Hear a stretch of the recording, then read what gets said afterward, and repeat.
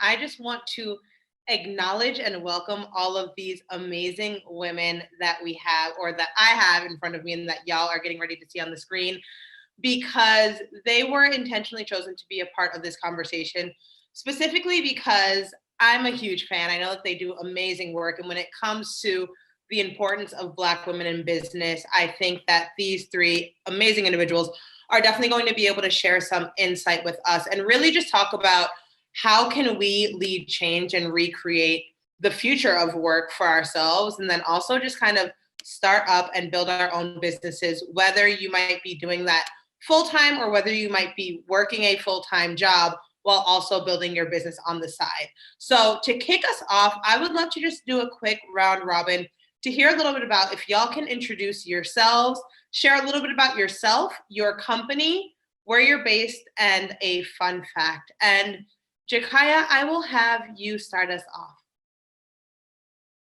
Okay. Hi, everyone. My name is Jakaya Brown Chow. I am the founder and brand strategist at the Traveling Fro Brands, LLC, a media and consulting company that helps Black and Brown entrepreneurs that are looking to leave corporate or have just recently left corporate, start their journey in entrepreneurship. We start, brand, and scale businesses over here. Fun fact, I live in Senegal. I live in Dakar. I've been here for almost 4 years. I am not Senegalese. Yeah, I don't know. What else? I love that. No, this is fantastic. And Jakaya is an amazing entrepreneur. She personally has gotten my life together in so many different ways, shapes, or form. And so I think it's great to really be able to also hear her point of view of how can you also build a business while intentionally living in a different country and impacting the lives of others. And so I want to pass it over to you, Sylvia. I'll have you introduce yourself. So a little bit about yourself and what you do in a fun fact. Okay, thank you very much, Sienna. My name is Sylvia Mukasa. I am based in Nairobi, Kenya. I am an entrepreneur and I run Global X Investments Limited and Global X Innovation Labs. Our focus is on emerging technologies. And what we do is we basically feed into the innovation pipeline by closing the skills, funding, and investment gaps for innovators and potential investors as well. I also lead the Kenya chapter of Women in Tech Africa, which is basically a pan-African organization that seeks to empower women in technology and get as many women into technology, and also provide a platform for mentorship. A fun fact about myself, I have won an award as an author when I was in university. I don't sing much anymore, but a lot of people get surprised by that. I love that. I love that. Well, thank you so much for being here, Sylvia. And I think something that's so amazing about what you're doing is, again, bridging the gap, and with what you're doing with mentorship as well, is really being able to build it forward and being able to help the other generations that are coming up as well. So that's fantastic. And now, Libria, I will have you go as well. I know Libria and I also synced up in Barcelona maybe like 4 or 5 years ago. So it's amazing how all of these amazing individuals are coming together. So a little bit about yourself, please. Yeah, that was a while ago. It's been so long since we've seen each other. I'm Libria Jones, and I have a couple of companies. One is Wandering Moms, which is a community of over 20,000 women, focusing on encouraging women to travel with their children. Travel, move abroad. You know, you're not grounded once you have kids. Also, we do focus on moms taking time for themselves. So we do a couple of moms only trips every year as well.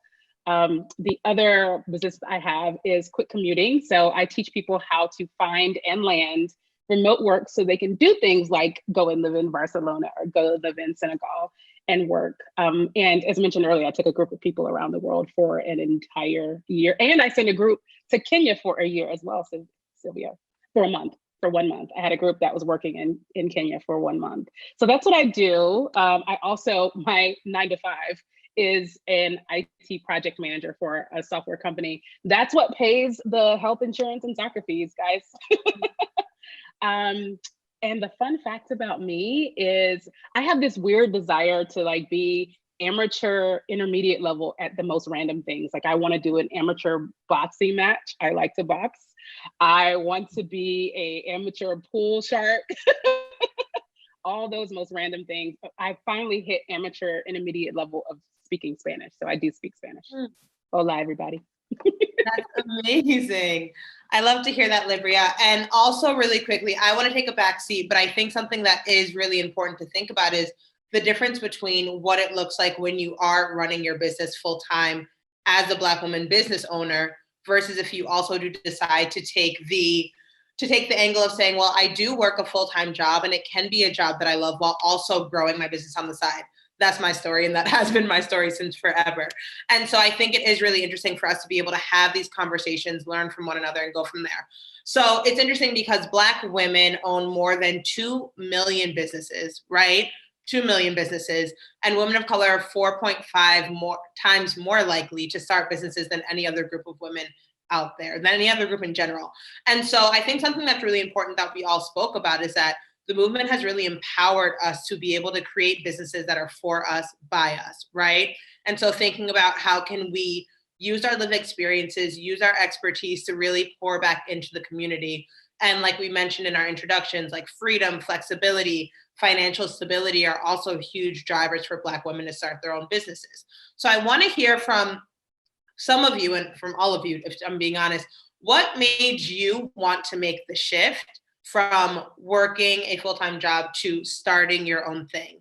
And Sylvia, I will have you go first. What made you decide to make the shift into entrepreneurship? Okay, so I'm this kind of people who don't like to be boxed in a certain space. And I'm also pretty imaginative. I come up with a lot of random ideas. And working under an organization can sometimes really like make you not be able to discover and do all these many different things that you'd like to do, because you have to go seek approval, and sometimes it takes forever to get that approval. So for me, just being that creative thinker and someone that likes to try out different things, I felt I needed my own space to try out different things. And so that was the biggest motivating factor. But also I'd had a few experiences in my early career that also sort of put me off employment.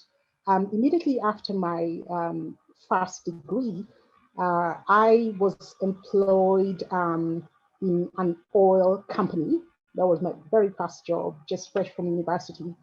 And what happened is there was a restructure, and this restructure affected so many people.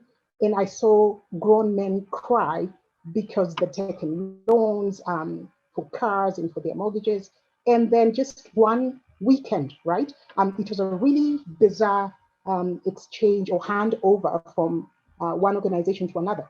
So the oil company I was working for bought another oil company. And when that happened, this conversation only happened with the company I worked for and not the one that had been bought by the one that I worked for.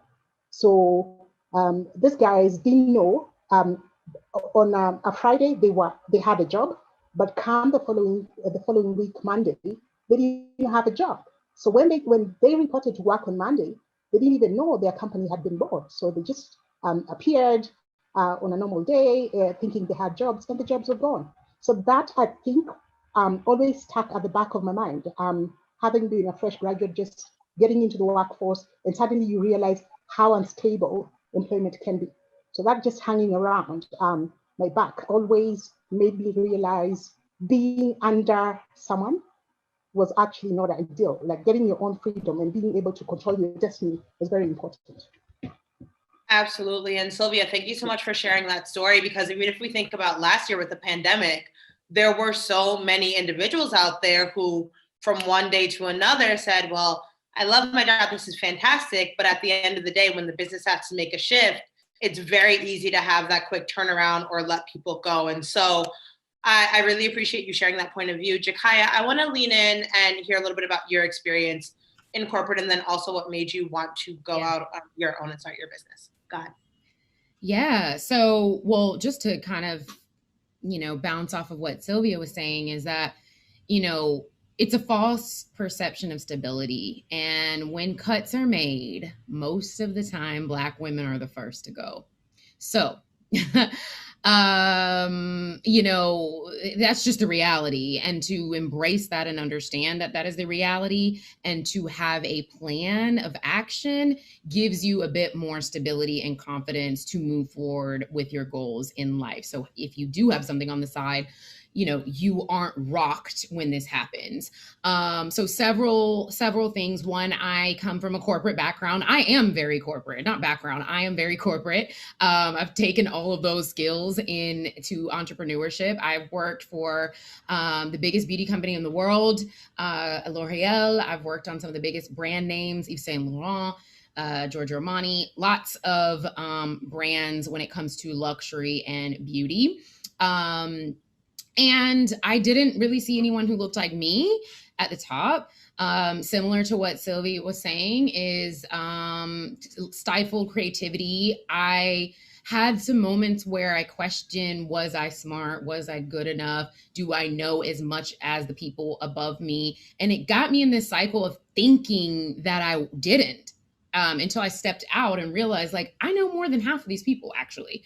It was just, I never had the ability and the opportunity to let that grow and flourish and be able to take me into the next roles. So for me, it was boot camp, and it was my dream job. I mean, I was working for magazines. I met celebrities. Like, as a 23-year-old in New York on Fifth Avenue, it was awesome. I loved it. I made great connections. I'm still very well connected with those folks, and that's carried into entrepreneurship. However, I did feel like something was lacking, and I just didn't know what it was. So I gave myself the freedom and the liberty to say, listen, I'm going to experience something else. I'm going to explore something else. And this was at a pivot, before marriage, before kids, before all of these things start popping up in your life. I'm like, I got to do this now. Like, I can eat peanut butter and jelly by myself every night if necessary. So I'm going to leave this organization and kind of explore, what is out there for me as a Black woman. And it's hard because you have those generational cycles where, oh, you have a good job, you're making corporate salary. Like, if you leave, as Black women, everything under kind of crumbles, right? The family and everything else that you're trying to hold up and support. So it's that kind of thing of, do I do this for myself and take a dip for the greater long run? And that was a risk that I took and haven't really looked back since. I love that. And Jakaya, thank you so much for bringing up a ton of really great points of being able to say, how do we also take advantage of some sense of power and privilege that we might have at certain parts of our lives to really be able to build up and put in the work. And so I want to talk a little bit about work ethic, and then also just like finding that balance between the two. And so, Libria, I know that you were saying that you are still working a full-time job while you're building your business on the side. And so something that Jakaya had mentioned to kind of loop the two together is the fact that, like, you can still do both. So I would love to hear from you. What made you want to start your business? And then how do you navigate doing both of those things? I think, honestly, both Jakaya and Sylvia hit on some of the things that I feel as well. I have been let go from 2 jobs and fired from 1. And that false sense of stability that comes with a position is real, right? You realize that, I've got this great job. I get a paycheck every 2 weeks. Every 2 weeks, money shows up into my bank account. This is great. This is stable. But at the end of the day, it felt like no matter how good a job I was doing, I'm truly just a number. And when businesses have to make decisions on, saving their bottom line, those aren't personal decisions. It's not, well, Libria's got a kid who has soccer fees. It's, Libria is a number that's weighing down on our expenses, so we're going to have to let Libria go. And so I think having experienced that multiple times put me in a position where it's, I've always got to have a plan B. I've always got to have an extra set of income. I've always got to have something else coming in. So that was one. Two was a desire to have multiple streams of income, right? A lot of us grew up in households that didn't have a lot of money. I grew up in a trailer. And while my parents are very good with money, the money that they have, I wasn't raised with great financial knowledge and understanding and education. And so I'm not rich, not even close, but I know that to get to whatever place I want to get to for that comfort and to be able to make sure that my daughter is taken care of post high school and make sure that I reach my goals, I'm going to have to make some extra income. Nobody gets rich from having a job, nobody. And maybe rich isn't the goal, but comfort is the goal. And so having a second income has always been important to me. And then the third piece, quite honestly, is the need for creativity. My job is great and I'm good at it. I enjoy doing it. But I mean, I'm a project manager. There's just not a lot of creativity. You see all this color in my room? I have a lot of creativity. And then there's this passion to solve problems that I myself have, right? To be the solution to problems that I have. I wanted to travel with my daughter. I wanted to go around the world for a year. And there was not one program that would accept me because I had a child. And so I created it. And so a lot of times we're going into business because we want to fix a problem or we want to fix a gap or fill a need that we have ourselves. And so those were my reasons. You asked a second, I'm sorry. You asked the second question. I like the snaps. You asked the second question that was juggling the two. I won't lie, it's not easy. It's not easy, but as women, I think that we're constantly juggling something anyway, right? It's just what we do by nature, whether you're a mom, whether you're a spouse, whether you're not, whether you're single, we are always juggling multiple things. It's just a matter of what we choose to juggle. And so from a standpoint of work ethic, it's just kind of having that belief that if my name's on it, it's going to be great, right? And so I literally have a schedule. I can show it to you guys, but I schedule out my day. And so the first few hours of the day I give to my business. And then when work starts, I start working. So I'm context switching throughout the day, but very intentional about doing that context switching and keeping in mind that, I think a lot of people say that, why work for somebody else and get them rich?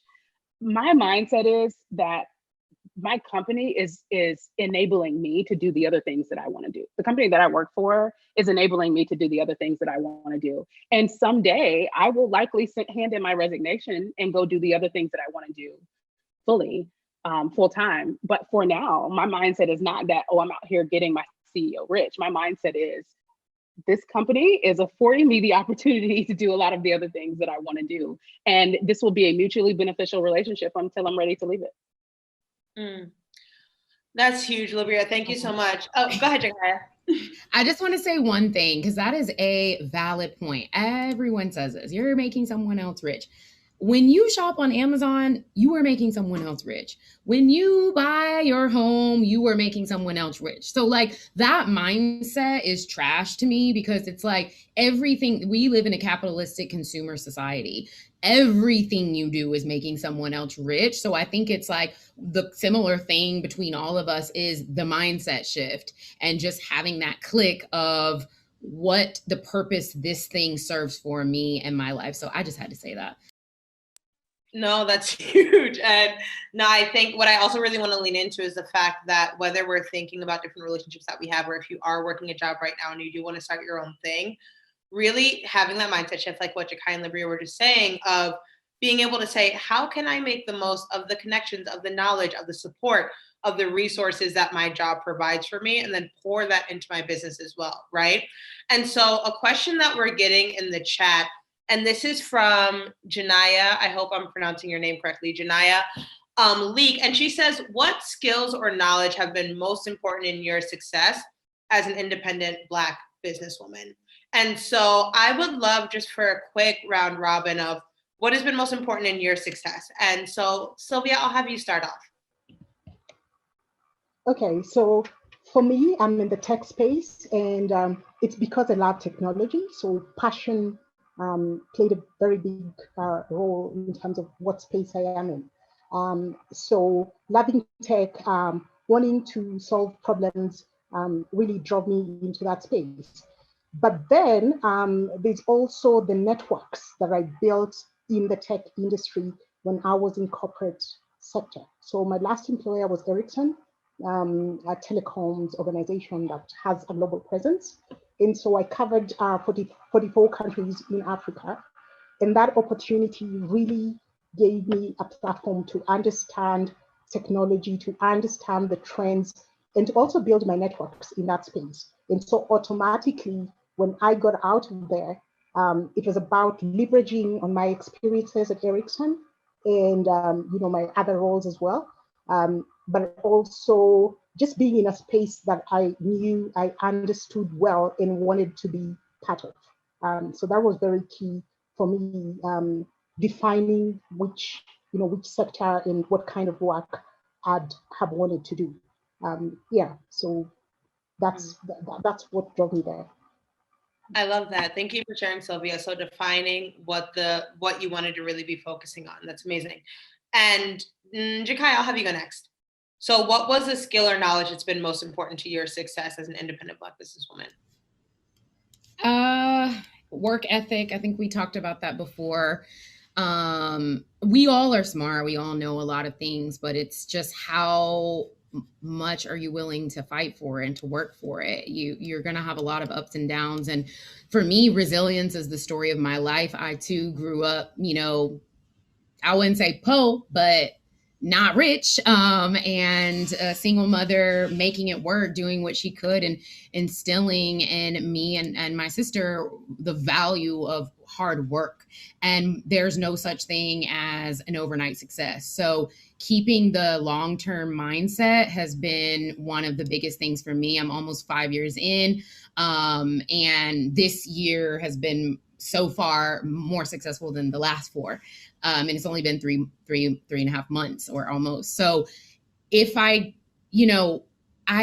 couldn't necessarily see that 5 years ago, but I knew that was coming. So just having a long-term vision, and of course, like Sylvia said, network, not burning bridges. Of course, I talk about leaving corporate all the time, but not on a bad note, and not burning your bridges. And those people have really been instrumental in the back end of my business. And then I would say the third thing for me is personality. Because I'm consumer facing, I have a presence on social media. I think that a brand, and I'm a brand strategist. So for me, a brand is centered around the connection. And I was just able to create a connection with people because I had been there. I'd done that. I was in their shoes. I was solving a problem. But I'm also very direct and I don't play games. So I feel like that was something I was able to express more in entrepreneurship in my own business than having to like code switch or filter myself in corporate. And that really, once I was able to break free of that, which took me my whole life to own that, I think that's when things just got going. I love it. Thank you for sharing, Jakaya. And Libria, what about you? What are skills or knowledge that have been most important in your success? I would say a few things. One, I work in project management, and so I work managing teams all the time, and that's been so key as a business owner. It definitely was key trying to manage vendor contracts and negotiating with people all over the world to host this 1 year abroad and to even plan a whole year abroad. Like, who does that? And I'm actually now working on a software tool that's in the job and recruitment space. And so, like Sylvia said, having a group of tech folks that I can reach out to, ask questions, like that network has been fantastic, right? So, and I love this question because I went to Florida A&M University. Any Rattlers out there? And I was in the School of Business, which is, well known. That's one of the things that made FAMU a School of the Year. And one of the things that people complained about out of the School of Business was there was no entrepreneurship program. And people would always say, they don't teach us how to run our own businesses. They teach us how to run other people's. And I would say to that, what is the difference in running someone else's business and running yours? I'm going to go here and learn how to run a business. I've learned about so many tools and methodologies at the company that I work for that I've been able to apply to my own business. And when people come to me and they're like, "Oh, you got this ship running well. Like this this is so professional. I thought you had a team of 20 people. Honey, I learned that. I learned that at work. There's just so many tools that I would not have even thought of or known about otherwise. The second thing I would call out is that, back to the comment I made earlier about people saying you're getting someone else rich. If you think about it this way, most Black women do not get funding for their businesses, right? I think less than 1%, less than 0.5% of Black women get funding for their businesses. We don't get investors. Your job is your investor, right? You can use your job as your investor. Since we have so much trouble going out into the market and saying, hey, invest in my great business, we end up taking those paychecks and investing that into our business, right? And so that's it's not a skill, but that is definitely a benefit of working in corporate and then going to start your own business. This is huge. And for those of you who are watching, I don't know if you can see all of our faces, but there's a lot of snaps. There's a lot of head nods. Everyone is really resonating. And the last thing I would add is something that you were all saying that kind of pulls it together is that Jakai and I talk about this a lot, but like it's a marathon, not a sprint, right? And so something that I think is so important as you are looking to build your business and as you are looking to do it in a way that's authentic and sustainable versus like, how can I get rich quick, right? It's actually taking your time and getting to know who you're serving, right? And so something that all of you shared was a lot of times it's for us by us based on a problem that we once had, right? That's why I started my business as well. There was a problem, it didn't or a solution didn't exist. How do we build that? But taking the time to really know who you're trying to serve, this way, when it does come time to show up for them, it doesn't feel like you're like struggling to go uphill, but instead it's like they're coming to you because you know that you're solving a problem for them. Anyway, so we're getting a ton of questions from the audience that I really want to lean into. So something that Imani just asked is, networking is super important. As an introvert, sometimes the anxiety that comes up with it is real. I would love to know from all of you how you kept moving forward when and if it ever felt like a lot to take on. And so thinking about it, like whenever your business felt like too much or a lot to take on, what was something that helped you kind of just keep moving forward? And I will pass it to Sylvia. Well, no, I feel like Libria, I'll have you go first, especially just because I feel like something that is interesting, and I'll give a small anecdote as you think about your answer, but like something that helps sometimes when you do have both of those things going at the same time, working a full-time job while also growing your business, like when it feels harder, a lot to take on is, again, thinking about sustainable growth. So if you are looking to transition or start your own business, figure out how much it's going to take for you to save to sustain yourself for 12 months, 18 months, whatever that is, and prepare so it doesn't feel like, oh, well, if I don't make X amount of sales, I don't have food to eat next week, right? And so really thinking about it in that way. And so Libria, I'd love to hear what you think.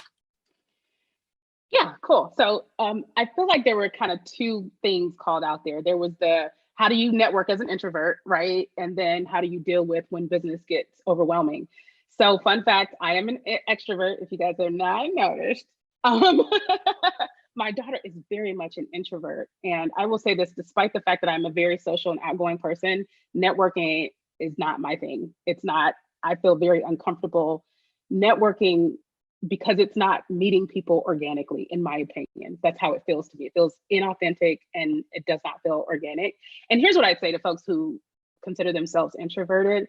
What I have learning about my daughter is that being introverted doesn't mean necessarily that you cannot connect with people and that you're shy. It's that you care about meaningful connections.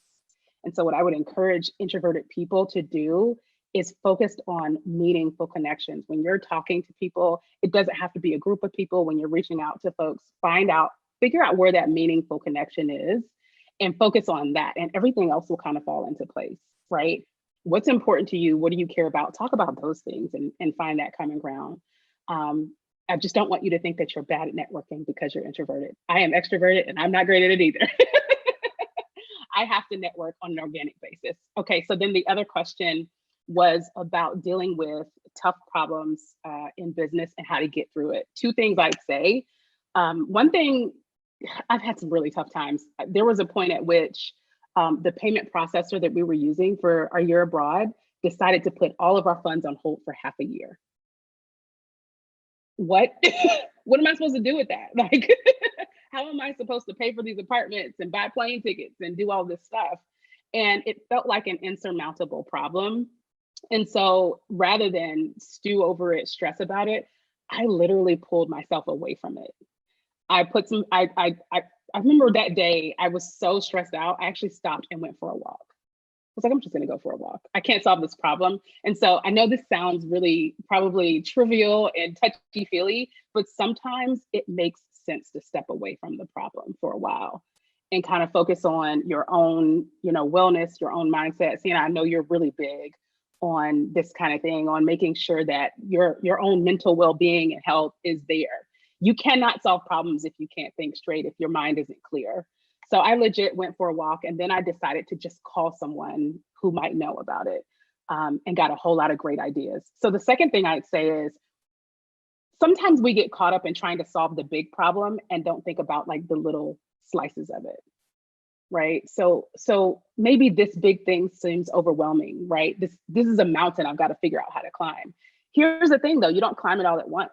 You climb it one step at a time. So we don't always need to focus on the big problem. We may need to focus on, here are the 2 or 3 next steps I just need to take, right? And then that problem starts to get smaller and smaller and smaller. It's like that big mountain of laundry you probably have sitting on a chair in your room. You don't necessarily have to fold it all right now, but if you folded 2 shirts, you have 2 shirts left.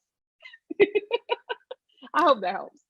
I was like, Libria girl, I was like, I have a pile of laundry upstairs. So I was like, that metaphor was on point.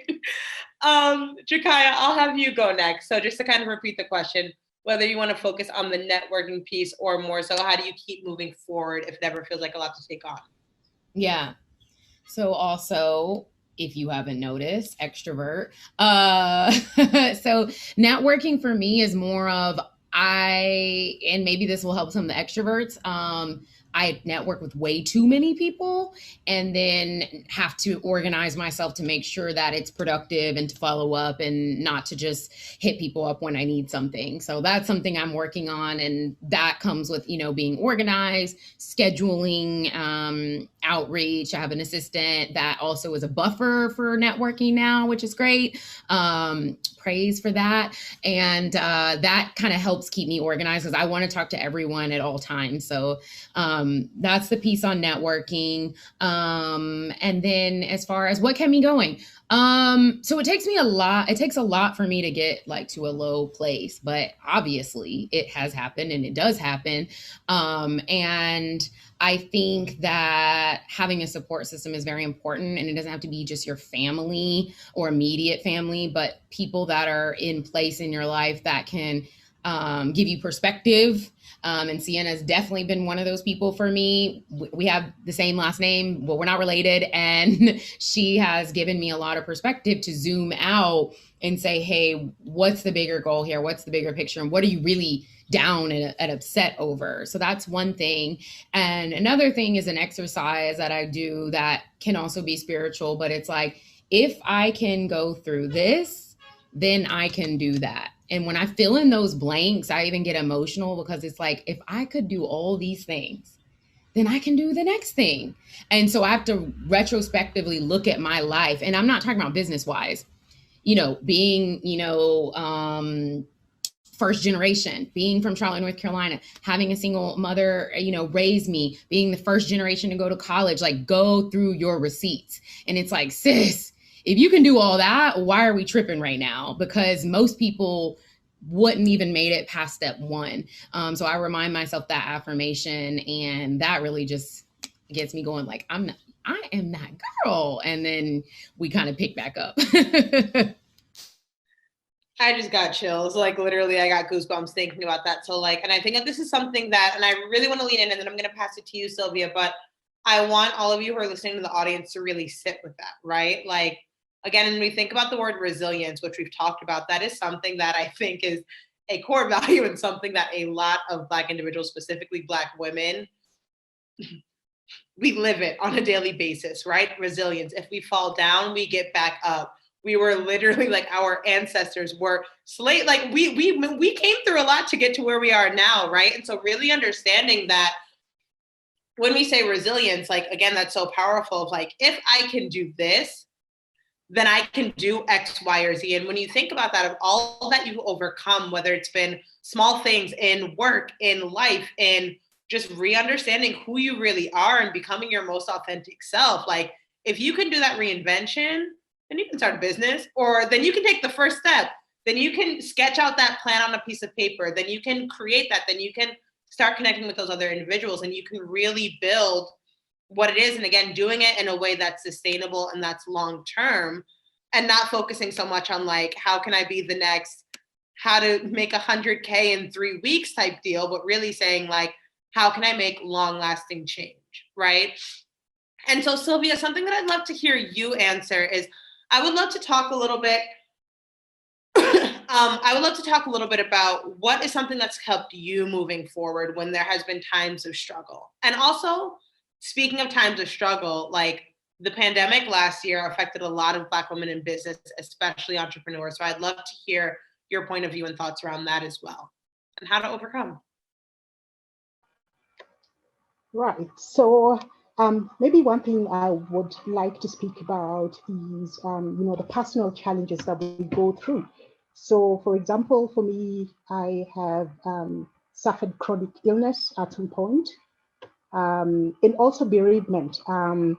There's a project I'd started off with my brother who passed on, and it was very difficult to sort of carry on with what we'd started off with him along the journey. It was something around travel, because I love to travel, even though tech takes the first slot. And so my brother was more into the travel side of things. He was professional in travel matters. Studied business and tourism for his university studies. That was really his area. And for me, it was more, how do we bring tech into this type of business? And then we lost it.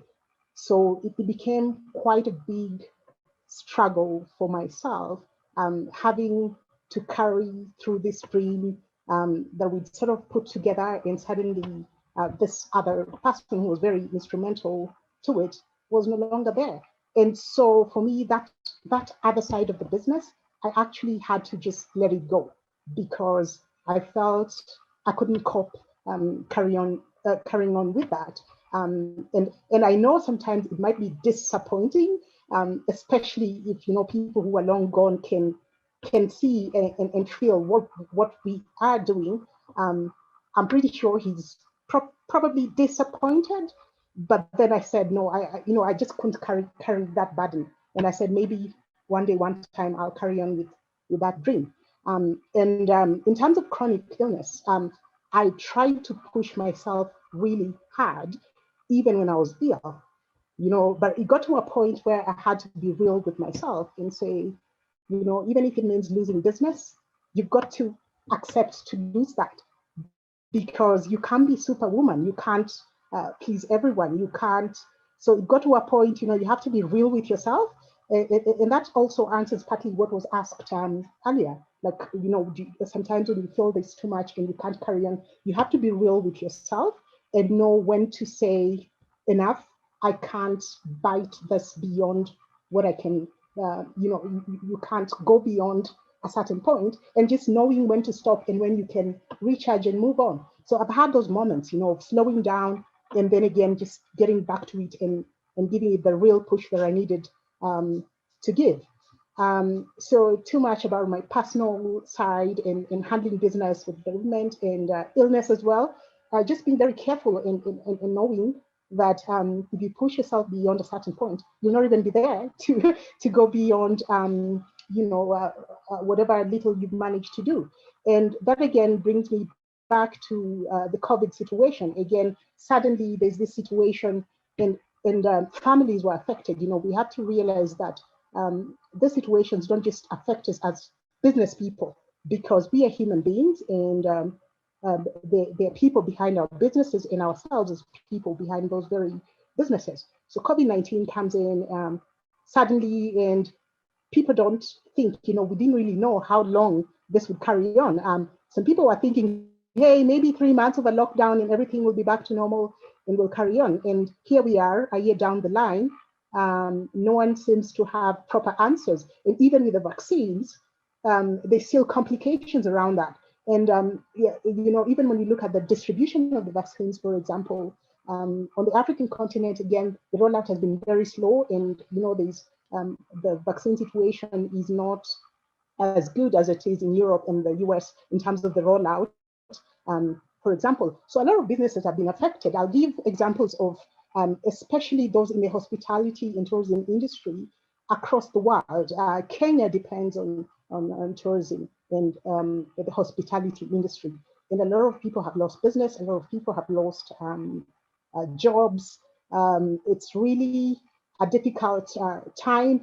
The economy opened up at some point, rather there was a semblance of it opening up. And then again, suddenly there's containment measures. Hey, you can't get out of Nairobi, you cannot go to Mombasa, and all these nice, beautiful places that people will be going to around Easter time, for example.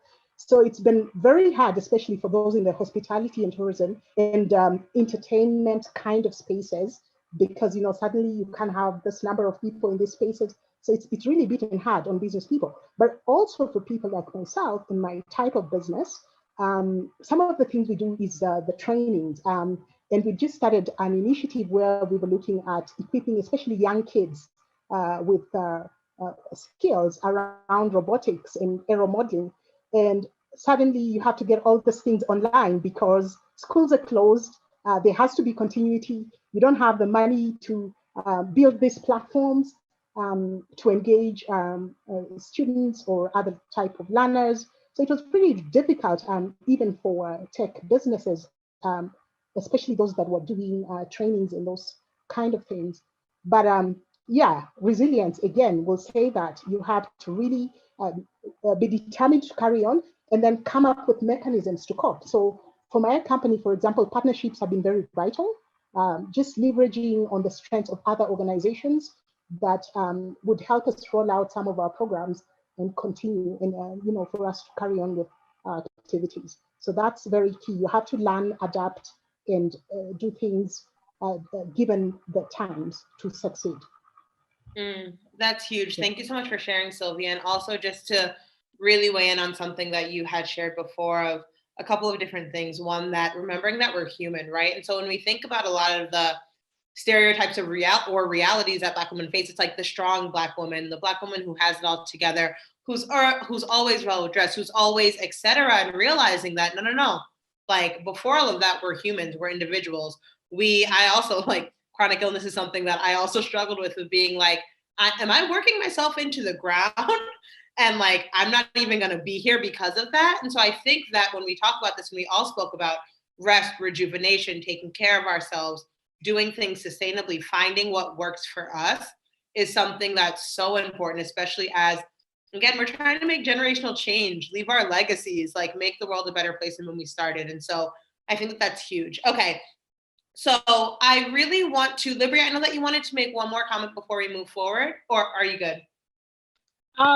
It's up to you, based on timing. Go ahead, I'll give you space. Go ahead, I want you to share what you wanted to share. I just wanted to add one more thing, and Jakaya made me think of it, and Sylvia did too. A lot of times women assume that we have to bear burdens on our own, and we're alone, and we don't want to complain, or we don't want to share our problems with other people. And I feel like as business owners, it can feel so lonely because you think that other people don't get you, or you think that maybe you're doing something wrong, or you're making the wrong decisions, or it's just you. So when you're in those places where you feel overwhelmed, I just encourage people to not be afraid to be vulnerable and tell people what you're going through or what's going on. You'd be surprised at other people that are experiencing the same things. And I also encourage people to build small networks of people that either are your competitors or people that touch your business as well. And I think it's important to have a network of your competitors, because you'd be surprised that all of you are going through the same things together and may be able to help each other, right? I think being a competitor does not mean that you're an enemy, right? Your competitors are not your enemies. And a lot of times you can information share in ways that benefit both parties as well.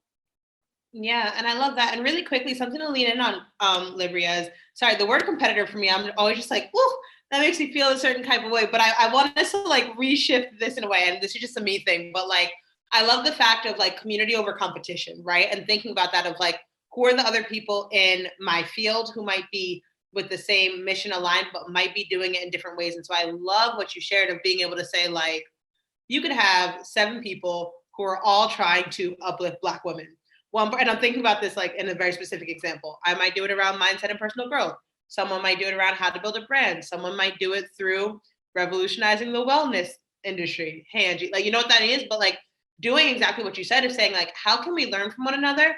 And Issa Rae talks a lot about like going back to the networking conversation of like, how do you network across or diagonally instead of trying to network and get in the room with the quote unquote big people for the CEOs, et cetera, you know? So I love the thought process around that of like, how can we start connecting with other people? For those of you who are watching right now, like engage with the people who are in the chat.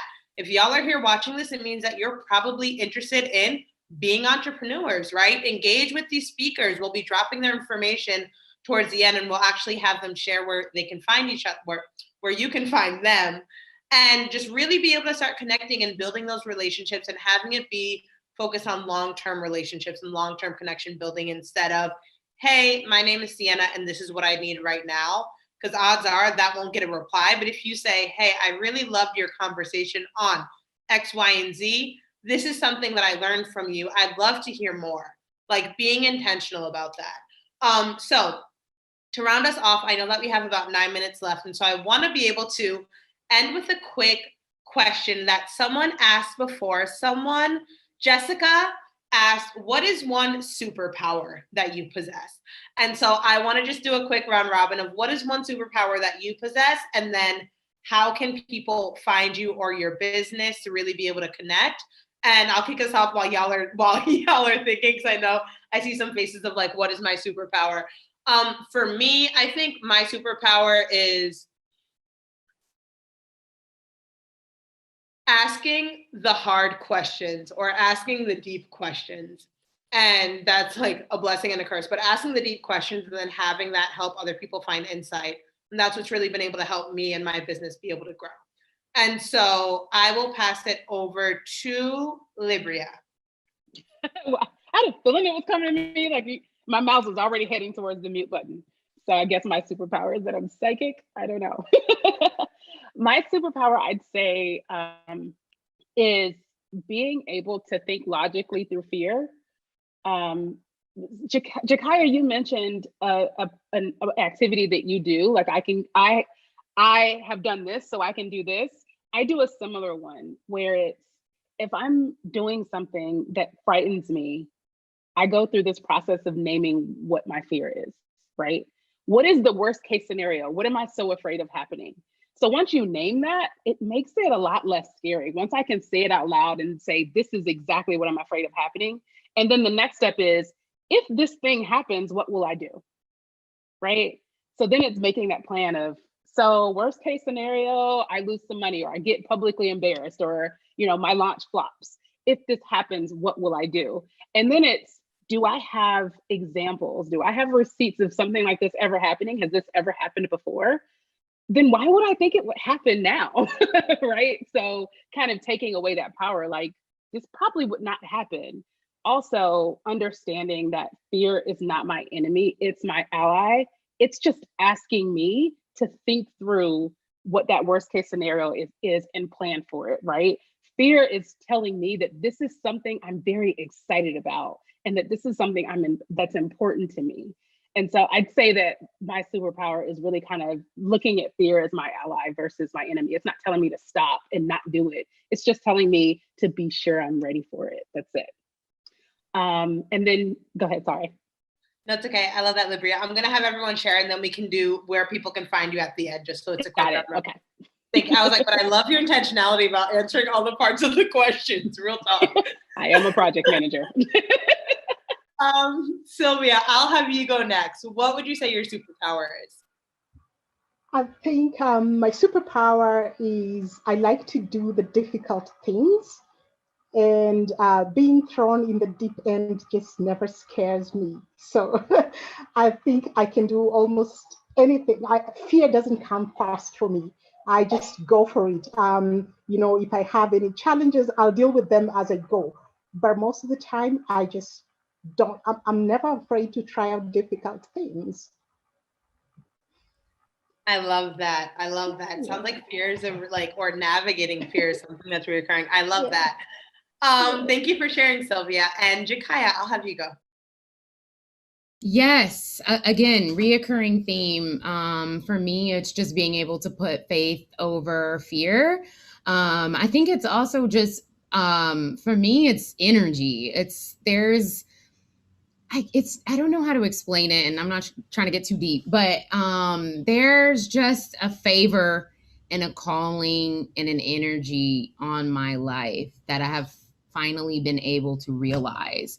And now that I'm empowered and I know that this is for you, Jakaya, it's actually endless because it's not anyone else's, it's mine. And thinking that and just knowing who I am, what I stand for, and what I won't stand for, to me is the ultimate superpower. And then, of course, leaning on the ancestors. I mean, we're talking about elevating Black women. We're talking about Black women here.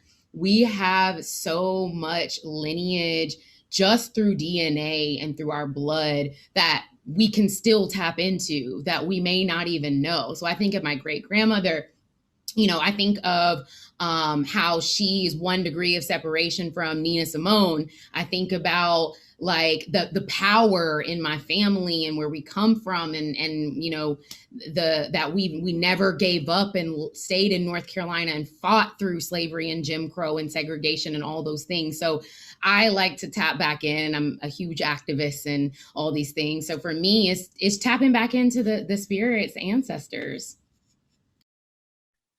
I love that. And also, Jakaya, what you're saying and what we're all saying is remembering where we came from, right? And remembering where we came from and then reminding ourselves that we're going to be someone else's ancestors in the future, right? And so asking ourselves what is the difference that we want to make in the world? What is the difference that if you have kids, your grandkids or your great grandkids, or if you don't, your nieces, your nephews, whatever that is, what will be the stories that they tell about you, right? What will be the stories that they say, this is the difference that X, Y, or Z made on the world? This is how they inspired us to be better versions of ourselves, to pour back into ourselves, to give back to those around us, right? And so, again, I really just want to encourage and inspire all of you who are watching this. If you felt motivated today, I encourage you, after this chat, continue watching the other chats, but write notes and then say, okay, well, what is the mark that you want to leave on this world? And then start taking small action to do so. And so I know that our team is going to be dropping all of these amazing individuals' information in the chat, but I just quickly want y'all to do a round robin of where can we find you? How can we connect so that people can continue the conversation? And as we do that, I also just really want to acknowledge all 3 of you for this amazing conversation. I had goosebumps. I felt inspired. I'm ready and revved up to get going. And so, Sylvia, I'm going to have you share first. Where can people find you? Okay, so you can find me on LinkedIn, Sylvia Mukasa, or follow me on Twitter at Sylvia Mukasa. I'm also involved in other initiatives, especially around getting more women into technology. So as we speak about that, you can check out Women in Tech Africa. We have a presence on Facebook as well, and Twitter, Women in Tech Africa. And as much as the organization is Women in Tech Africa, we are open to anyone that is passionate about Africa, even if you're not African, but love Africa and want to contribute to empowering women on the African continent, and even the ones in the diaspora. You're welcome to help us push that agenda. And I'm also actively involved in other initiatives with the ITC, ILO, for example, to get more women into artificial intelligence. I did a talk with PowerToFly just about a few days ago, I think, yeah, about a week ago. And one of the things I was speaking about was how technology can be unfair and discriminatory. And we went into this deep dive on examples, just giving examples. And one of the things I've discovered is when we speak about unfair practices and discrimination, a lot of people will limit that conversation to the US and maybe to Europe, and don't realize that Africa also suffers a lot when it comes to some of those things. And people also have to remember that colonialism also had its negative impact on the African continent, just the same way slavery did. So we're having those kind of conversations through other networks I'm part of, like the BMW Foundation Responsible Leaders Network.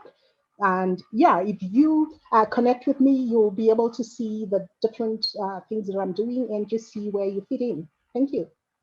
Amazing. Thank you so much, Sylvia. And Libria, where can we find you? You can find me on Instagram at Wonder Woman Inc. You can also follow my mom's traveling group at Wandering Moms. And I just want to quickly note that I just recently launched a mini course to help teach people how to find and land remote work. PowerToFly is definitely one of the resources that I highlighted in there because it's a great resource. Yes. But you can get that at, if you follow me at Wonder Woman Inc., there's a link to it in my bio. Mm-hmm. Love it. Amazing. Thank you for sharing, Libria and Jakaya. Yeah, first of all, yes to all the African empowerment. Just had to throw that out there. I'll be connecting with you, Sylvia. But you can find me at Traveling Fro on Instagram. You can visit me on thetravelingfro.com for my website, and you can on there you'll see a link to a free masterclass, which is a 45-minute masterclass on how to get out of your own way, 3 steps to becoming a successful entrepreneur in 2021. Amazing. Y'all are all fantastic. Thank you again. And Meg, I will pass it over to you. Thanks, y'all. You're wonderful.